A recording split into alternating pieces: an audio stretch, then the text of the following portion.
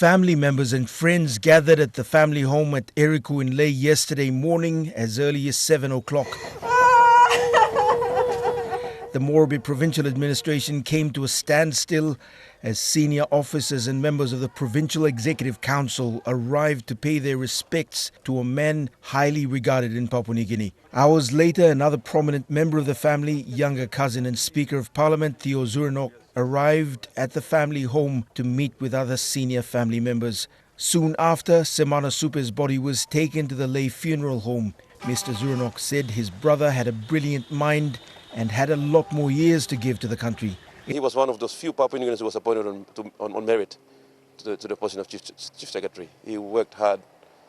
He proved himself as a true, genuine, intelligent person.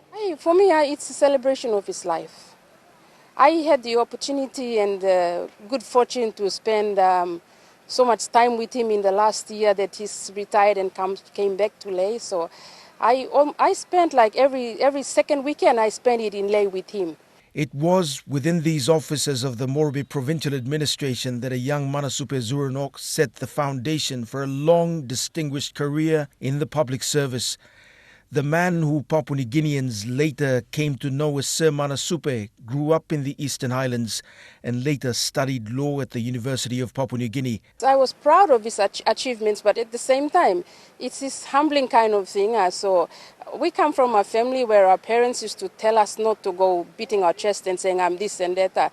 So he did these things and we supported him in the background without coming out and making a really big noise and saying that, all sorts of things, that we just slowly supported him in our own way in the background. But it was a proud moment for me to watch him go up to where he got to. For many who served with him when he was administrator, he was a leader who led from the front and touched the lives of many people. He knows so many people, he's got a very, very smart mind. He's able to remember the names of every person he meets, even the wife of the power station manager in Kabum, he knows. That's who Manasupe was. Our dad taught us to be very grounded, to be very humbled, and to appreciate the smaller things in life, the little people, to come and be with our families and to come and experience the real Papua New Guinea.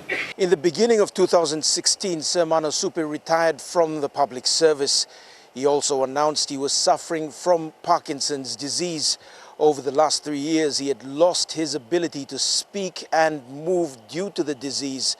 Late yesterday, the Prime Minister Peter O'Neill and the opposition leader Don Pollier released separate statements expressing their condolences.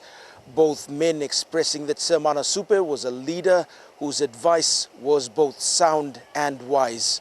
For now, Sir Manasupe's body will remain at the funeral home as the family makes arrangements for his burial. The family has also expressed that they are mindful that a lot of people will have to be consulted regarding funeral arrangements before he is laid to rest.